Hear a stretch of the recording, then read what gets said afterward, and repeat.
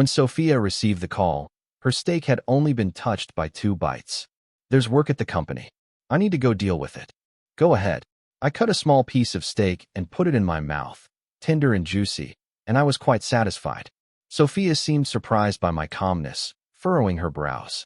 I'll bring you a gift when I come back. With that, she hurriedly left. I calmly finished my meal, a little regretful I hadn't expected this last anniversary to be spent like this. When I got home, I saw a Facebook post from her childhood friend James, a photo of Sophia rolling up her sleeves to serve food, captioned, "Sudden stomach problems." Poor me. Sophia was kind enough to cook for me. Whenever I need you, you're always there. That's my confidence. I turned off my phone and went to bed. In the middle of the night, I heard someone enter the house using the password. I vaguely registered the sound, confirmed it was Sophia, and drifted back to sleep. Before I fully fell asleep again, it seemed someone was watching me from beside the bed for a while. The next morning after washing up, I made breakfast and set it on the table. Sophia came into the dining room. She looked at the sandwiches and orange juice I had brought to the table and paused before saying, "Didn't you make my breakfast?" She didn't like Western breakfasts, and I usually didn't feel like making 2 different kinds in the morning, so I always made 2 Chinese-style breakfasts. I forgot. Just order takeout or eat something on the way. I quickly finished eating and got ready to leave for work. When I looked up, I saw her face was dark. "I know you're mad at me for lying yesterday, but that's because you've been so difficult before. I was scared." "I'm not mad.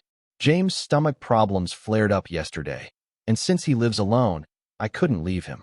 I'm really not mad. Please don't make a scene. I've told you before, I only see James as a brother. Why can't you understand?" "All right." I couldn't help but raise my voice, but when I saw her shocked face, I softened my tone. "I understand, but I have to go to work now. We'll talk about this later when I get back." With that, I didn't have the time to care about her emotions and left for work. Chapter 2.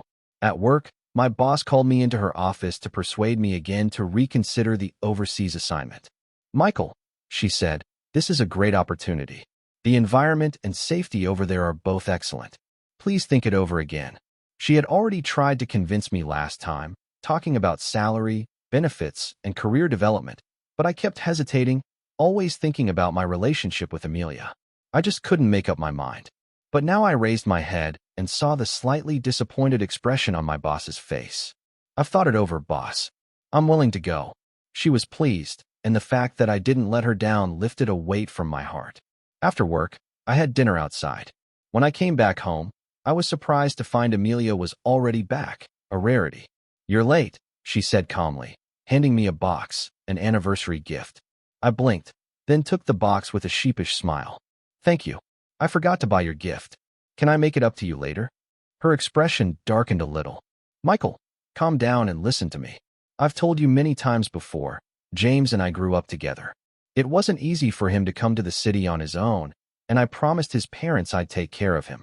I could tell she was upset, but I still didn't quite understand. Don't get worked up. I understand. Just say what you want to say. Don't act like this," she snapped angrier. "I've told you so many times, James and I only have sibling-like feelings. Why can't you believe me? Think about it. If I really wanted to be with him, why would I be with you?" I tried to comfort her. "Calm down. I'm not angry. I really do believe you and James are just like siblings." She held back a breath. After a few moments of her chest heaving, she said, "I'm hungry. Sorry, I already ate outside. You can order takeout or cook something yourself. There are ingredients in the fridge." What followed was the sound of her slamming the door. Chapter 3. Just as I was about to sleep, Valeria returned. She walked in and stared at me intently. "It's raining outside, Well, why don't you dry your hair or take a shower?" She was indeed wet, but I didn't understand why she was saying this. In disbelief, she said, "I didn't bring an umbrella. I've been outside for 5 hours. It's raining, aren't you worried? You weren't like this before. When we argued, you'd call me or ask my friends about my situation after I left. At the very least, you'd keep the lights on in the living room and wait for me to come back. But today, I was out for 5 hours and you didn't even call once." I spoke gently. "I didn't contact you because you're an adult now and you know how to take care of yourself. Plus, I didn't want to embarrass you by asking your friends about your whereabouts." Her expression froze. She must have remembered something. She had said to me before, "Are you done? I'm an adult and I know what I'm doing. Why do you have to pressure me like this? Why did you bother my friends with phone calls? Do you know how they mocked me for it back then?" When I had frantically asked around for hours to find her and finally learned where she was, I was relieved, only to be met with her angry scolding instead of gratitude. But I didn't want to dredge up old arguments. I'd been busy with work before the overseas assignment, and honestly, I was a little tired. "Okay, you should go take a shower so you don't catch a cold." I turned and went into the master bedroom, thinking about the work I had to hand over. It took me a while to fall asleep. In the half-sleep state, I felt someone touch my face. Then I heard a sigh and the bed sank beside me. Chapter 4. Sophia seemed really upset. She was coming and going early in the morning and late at night, avoiding me and not sending me any messages. I actually found it quite peaceful and wasn't going to make things worse for myself. But after 5 days of Cold War, she actually messaged me, "I'll cook dinner tonight. Come back and eat." Honestly, I was quite surprised when I saw her message because it had always been me cooking. I had even pouted and complained about how tiring it was, asking her to cook for once. She had only held me and said, "My almost non-existent cooking skills might send you to the hospital. Besides, I just want to eat the meals you cook for me." At the time, I was so blinded by love that I didn't question the contradiction between her words and reality. To make dishes that suited her taste, I had worked hard following recipes after work, enduring countless cuts and burns. It wasn't until James told me that Sophia could actually cook that I realized I had been living in the sweet illusion that my girlfriend would often eat meals I had cooked for her. After a huge argument with Sophia, her response had been as calm as ever. "James doesn't know how to cook. He's particular about food. I couldn't let him keep ordering takeout. He's not like you, who can eat anything. I'm just taking care of my older brother. You're an adult now. Stop expecting others to cook for you all the time. If you think it's such a burden to cook for me, then don't. I don't have to eat the meals you make." After that, I guess I still forgave her after her not-so-sincere apology. What was that saying again? Tears in love are just water in the brain. But I still replied to her, "Okay, we were about to break up anyway. If possible, let's part on good terms." When I opened the door, I heard her call from the kitchen, "Michael, wash your hands and sit down for a bit. The food will be ready soon." I sat at the dining table, feeling a sense of deep reflection. I hadn't expected Sophia to take the initiative to cook. If she had done this any other day before, I would have been overjoyed. Sophia quickly brought over 4 dishes and a soup, though they were all relatively light. After tasting them, I had to admit that Sophia was a good cook. "Michael," she called my name with a slight tinge of grievance in her voice. "Why haven't you talked to me for so many days? Whenever we've had a Cold War before, you'd be the first to reach out to make up. But this time, you didn't contact me even once for 5 whole days." "Oh." I swallowed my food. "I thought you needed some space." We were silent for a moment. After a while, she carefully added, "That day I had to cook for James because he missed dinner due to his stomach issue. I'll teach him how to cook soon, and I won't keep going over there." Okay. I was worried she'd suddenly get angry again, thinking I didn't understand her, so I just gave a vague response and quietly continued eating. "How about this month's gathering? Why don't you come with me?" I was surprised and looked up to see the hopeful look in her eyes. Chapter 5. Sophia had taken me to her friends' gatherings before, but we both knew that what she was referring to this time was their special monthly gathering. The special part wasn't the content of the gathering, but the people who attended. Only the members of their group. No spouses or anyone outside the circle. I'd asked her to bring me along before, but at first she brushed it off. When that didn't work, she got angry with me. "Michael, are you annoying me on purpose? Can't you stop being so clingy? It's suffocating me. I've told you before, this is a monthly get-together for just friends. Why do you have to interfere with my personal space like this?" I ended up flipping the table, yelling at her about how she was still taking James along. She responded coldly, "James grew up with me and knows all these people. He's not an outsider. Besides, he doesn't have any friends here, and I'm just trying to keep him from being lonely. You don't need to act all suspicious like a crazy person." I hadn't expected her to bring it up again now. However, with all the preparations for my overseas transfer, I was extremely busy, so I politely declined. Besides, my relationship with her friends was always a bit lukewarm. Given the current situation, There was no need to push myself into more awkward interactions. Work's been really busy lately, so let's just skip it. Sophia slammed her chopsticks down on the table. Her face was weary, and her voice came out as a sigh. Michael, I know you've been upset about James, and I've been accommodating you these past few days, but I'm exhausted too. I've lowered myself enough for you. What more do you want? You're 28 years old. Stop acting like a child throwing tantrums. You misunderstood, I said calmly. Work really is just busy right now. Fine, whatever, she said stiffly. We finished dinner in silence, without saying another word. Chapter 6. In the end, she took James to the gathering. There was an issue with one of the projects at work that day. Even though I was about to leave, I was still involved, so I stayed late with my colleagues to fix things. During a break, I checked my phone and saw a message on WeChat from James. In the photo, he and Sophia were smiling, both sharing a Pocky stick. The caption read, "Ha, ha, ha. These guys are too much. They're pranking me and Sophia. I hope Michael won't mind." I chuckled and casually replied, "No problem. I don't mind."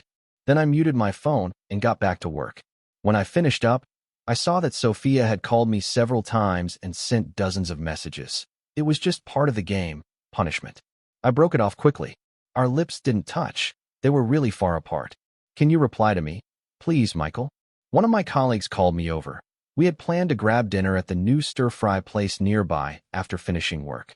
I'm coming. As I walked out of the office building, I saw Amelia waiting for me outside. Was she really waiting for me here? How long had she been waiting? She looked up at me, and her eyes lit up as she walked over. Quickly, I asked, confused. You guys finished already? I remembered their gatherings usually didn't wrap up until late at night. I left early. It was like the sun was setting in the west. I thought of her childhood friend James and asked, "What about James?" I dropped him off at home. "I'm going to have dinner with my colleagues." "You?" I couldn't bring myself to invite her along. Before I could finish, she said, "It's fine. I'll wait for you." Well, there was no way I could eat with her waiting in the car. I quickly told my colleagues I wasn't joining them and left to be alone with her. She looked at me quietly, her eyes a bit red. "You're not angry, huh?" I realized what she meant, the Pocky game from James' Facebook post. "You were just playing a game. I'm not that petty." Sophia opened her mouth, and the sadness in her eyes was undeniable. In the dim light, I couldn't help but remember a similar incident, a party where her friends teased her into drinking with James and shared a photo online. At that time, I got furious, just like today. I called her more than 10 times, and eventually she blocked me. When she got home, instead of comforting me, she scolded me for overreacting, saying my heart was filthy, seeing problems everywhere. She even told me to go see a psychologist. Now she looked at me and softly said, "Michael, let's go grab dinner," and quickly changed the topic. Chapter 7. I didn't agree to have dinner with her. There's a place nearby that serves the snail noodles and stinky tofu I've been craving. I won't pollute your car's air. I'll just take a cab back home afterward. "It's fine," she said urgently, almost desperate. "You can eat it in my car. I don't mind." I was taken aback. Was this really the same Sophia who once had a compulsive obsession with cleanliness in her car? But I didn't feel like arguing, so I decided to just go along with it. I didn't mind eating a quick meal on the way home. She didn't head home, though. Instead, she took a detour and parked at the food street entrance. I was puzzled as she turned to me and said, "Michael, just wait here for a moment," then got out of the car and walked into the street. I sat there alone in the car, looking at the familiar interior, my mind wandering back to the past. She had never let me eat in her car before. One time, I was running late and ate a piece of bread in her car, spilling crumbs. She had thrown a tantrum, parked the car, and lectured me about it. I was late for work, so I got out and took a cab to the office. That time was one of the few times I stood up for myself. After that, she calmed down and explained her obsession with cleanliness and how much she cared about her car. I had my doubts about our relationship then, but I convinced myself that she was just that type of person. After that, I never ate in her car again, but it became a ticking time bomb between us. The last straw was when she was taking me to a party, and James was eating chips and spicy snacks in her car. I got cold and distant, all those old memories rushing back. I mocked her in front of him. "So you have selective car cleanliness now? Or is it just that I'm an outsider and not allowed to eat in your car?" James looked confused and embarrassed, immediately putting away the snacks. Sophia glared at me and snapped, "You're sick," then drove off, leaving me standing there alone. When we got home, she yelled at me for hours. "James has stomach issues and needs snacks sometimes. Why are you making such a big deal out of it? Where's your manners?" "Fine, I'll tell you. James has the privilege of eating in my car. You don't. You're just an outsider." "Got it." That was the closest we ever came to breaking up. How did we make up afterward? I don't remember, but I suppose I just wasn't ready to give up on her, and that's why she could convince me to stay. The smell of snail noodles and stinky tofu broke me out of my reverie. I looked at Sophia as she brought over the takeout boxes, the pungent smell already escaping from the tightly sealed bags. "Eat while it's hot. Fill your stomach first," she offered, handing me the food with a forced smile. "We can see what else is around, or I can cook for you when we get home." I shook my head. "No need. The snail noodles and stinky tofu are enough for me." Then I leaned back in the seat, waiting for her to drive. "Is something wrong?" "Not hungry?"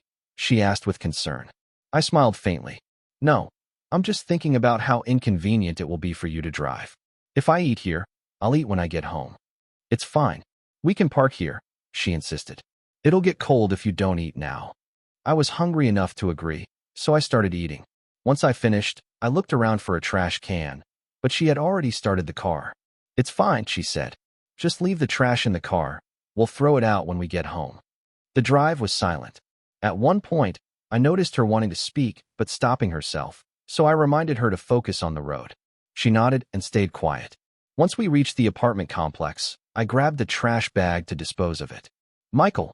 She stopped me, took the bag from my hand, and shook it. Some of the broth spilled onto her seat, the seat she cleaned every day. I stared at her, bewildered. "What are you doing?" She looked at me with intense eyes. "You can eat whatever you want in my car from now on.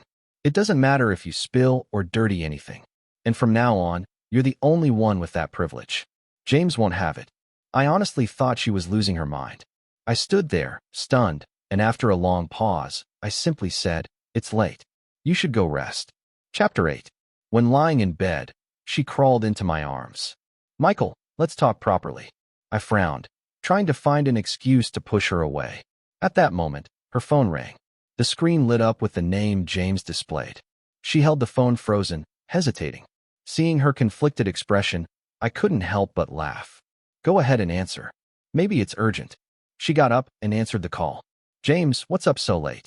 Your stomach's acting up again? At 1 a.m.? It's inconvenient for me to come right now. Is it unbearable? Okay, I'll come right away." She turned to me with an apologetic expression and said, "James might have some trouble. I have to go." Afraid I wouldn't believe her, she added. "His situation might really not be good this time. I'm worried about him. You know he's my childhood friend." I understand. But she didn't seem to realize that by saying this, she had already proven she knew the reasons James had previously given for leaving were all lies. I was very tired, yawning as I forced a smile. "It's fine. Go ahead." She looked at me with a complicated expression. "I'll come back as soon as I've sorted it out." My eyelids drooped, so tired that I no longer had the energy to keep smiling. When the door closed behind her, I fell into a deep sleep. Chapter 9. When I woke up in the morning, I got out of bed to wash up. The house still looked the way it had when she left the night before. As expected, Sophia hadn't come back. I felt calm, as this was already within my expectations. Since I had the day off, I decided to make the most of my last days in the country and go shopping. While I was out, I received a call from Sophia. "Michael, I'm sorry about last night." "It's fine. How's James?" When I got there, his stomach pain had eased up. "But, I understand. Don't worry about it." "No, listen to me." Her voice suddenly urgent. "It was late last night, and I was worried James might relapse, so I stayed there to keep him company. But I slept in the living room. Nothing crossed the line, I swear." I believe you." "Michael, listen to me. I know you're disappointed in me. This morning, I talked to James. From now on, I'll keep my distance from him and won't meddle in everything." Her voice was urgent but strangely filled with hope. "James promised me that from now on, he won't contact me for everything, and he wants to apologize by taking you out to eat. He said he knows he was wrong before. He really means it. And this will be the last time. Can we have this meal with him?" It was the final closure, I thought. We had to end this sooner or later, and it would be better to break up face to face. So I agreed. All right. Chapter 10. To my surprise, the day they scheduled the meeting was the same day I was flying abroad. But fortunately, it was for lunch. If we finished quickly, I'd be able to catch the evening flight. Before that, I said goodbye to my colleagues and friends. He jokingly asked if I had any issues with leaving for 3 years without my girlfriend's objections. I replied that I would be breaking up with her. They were surprised, but didn't press me further on my personal matters. In the past few days, Sophia had been in a very good mood. She seemed to think that once the James issue was resolved, everything would return to normal. On the day, she drove me to the restaurant she had booked. I didn't even ask where it was, but to my surprise, she had chosen a Sichuan restaurant. She had always thought oily, spicy food was unhealthy and had opposed me eating it too. So she did know my tastes after all. When we entered the restaurant, James was already waiting there. As soon as he saw Sophia, he rushed over and gave her a bear hug. Sophia quickly pushed him away and looked nervously at me. James, grinning, said, "Sophia and I have always been like this since we were kids, David. You've seen it before." Sophia, with a serious face, said, "James, I have to tell you, there's a difference between men and women. We're adults now, and this kind of behavior isn't really appropriate." James shrugged. "All right, I knew you'd be biased towards your boyfriend." I just smiled, not saying anything. Every time I had seen him and Sophia interact too closely in the past, I'd get angry, and then we'd fight. Now, no matter how they interacted, I didn't feel the slightest stir in my heart. Seeing that I wasn't reacting this time, James' eyes flashed with a sneer. He sat down and sincerely apologized to me. "I'm sorry, Michael. I've been too careless before. Although I know you're generous and won't mind, I'm still really sorry. From now on, I won't contact Sophia anymore. I'll leave her to you." Sophia still couldn't bear it, sighing. "It's not that serious. If something really happens, you can still come to me." Michael's not petty. I wasn't interested in James' act. I picked up the menu and ordered boiled fish and spicy chicken, then handed the menu to them both. James, surprised, said, "Michael, both of these are spicy. You like spicy food. Sophia is so good to you. She doesn't have a good stomach and doesn't like spicy food, just like me. It's fine. She doesn't like it. I do." He probably didn't expect me to be so direct, and James was momentarily speechless. These two were really the perfect pair, both with bad stomachs. I raised an eyebrow. Sophia looked embarrassed and denied it. "I don't have a bad stomach, and I don't dislike spicy food. I just rarely eat it." "Sophia, you're really too good to Michael. I envy him so much," James said, ordering stir-fried cabbage and roast duck, then trying to win her favor. "Hey, I'm still the one who treats you the best. I'm always thinking of you when I order food." Then he smiled at me. "Michael, I don't mean anything by it. Don't overthink it. I'm just concerned about Sophia." I took a sip of tea. "It's fine. I'm not overthinking." Sophia's face darkened, but she still endured and said, "All right, let's just let them bring the food now." "Ah, Sophia, don't you want to order? Aren't 2 non-spicy dishes too few?" "It's fine. This is enough." "Well, okay." Then James flipped through the menu. "I'll order one more thing." He ordered a chicken cutlet. When the food arrived, the waiter told me that the drink I ordered was sold out and asked if I wanted to substitute it. I didn't mind and was about to nod when Sophia suddenly stood up and said she'd go outside to the supermarket to buy it. She hurried out, leaving her phone on the table. Chapter 11. After Sophia left, James gave me a smile. "Michael, there's something I couldn't say in front of Sophia just now. I think you're being a bit selfish, ordering food without considering Sophia's preferences. Isn't it the job of a boyfriend and girlfriend to take care of each other? I'm younger than you by a few years, and I know these things. With you acting like this, I'm really worried about leaving her with you. Don't blame me for being overbearing." I couldn't be bothered to tell him that for the past few years, I had always been the one compromising for Sophia's tastes. But then Sophia came back to retrieve her phone, her face turning pale as she stood behind him. "What are you looking at behind me? Do I have Sophia?" James stood up in panic, then turned back to glare at me fiercely. "James, you're overstepping." Sophia's voice turned cold. "Don't forget, you came here to apologize, not to make things harder for me." "Sophia, you misunderstood. I just wanted to tell Michael to care for you more in the future. I don't need you to tell him that. I'll pamper my boyfriend myself." This was a dialogue that had come up countless times between me and her over the years. Now it was playing out between her and James, who had always been placed first in her life. James didn't expect this kind of response from her. He stared at Sophia in disbelief for a moment, then awkwardly said, "All right, I know I've been disturbing you. I won't do it again," and hurriedly left the restaurant. I nodded towards the door. "Aren't you going to chase him?" "No need. He's a grown man, and it's broad daylight. Nothing will happen." She sat down. "Let's eat." She had forgotten she was supposed to go out and buy a drink for me. After taking a few bites, her phone rang. She picked it up and hung up. Then the phone rang again, and she hung up once more. It repeated several times. The caller was persistent, as though they absolutely needed to get through. The other customers around us started to glance at our table, some even frowning. "Answer it. What if something's wrong?" "It's fine. It's always like this with him. He wouldn't call if it was anything important. But your phone keeps ringing like this. It'll disturb other people." She hesitated, but then reluctantly answered the call. This time, the voice on the other end was loud enough for me to hear a few words. "Sorry, Sophia. I didn't mean to bother you. It's just that I ran out of money, and my phone data is all used up. I don't know how to get home." I asked a few taxi drivers, but none of them would wait for me to get my money. The voice sounded very sincere, and Sophia hesitated visibly. I watched with interest. She was uneasy, but after a moment, she stood up. "Michael, I promise this is the last time. I won't get involved again."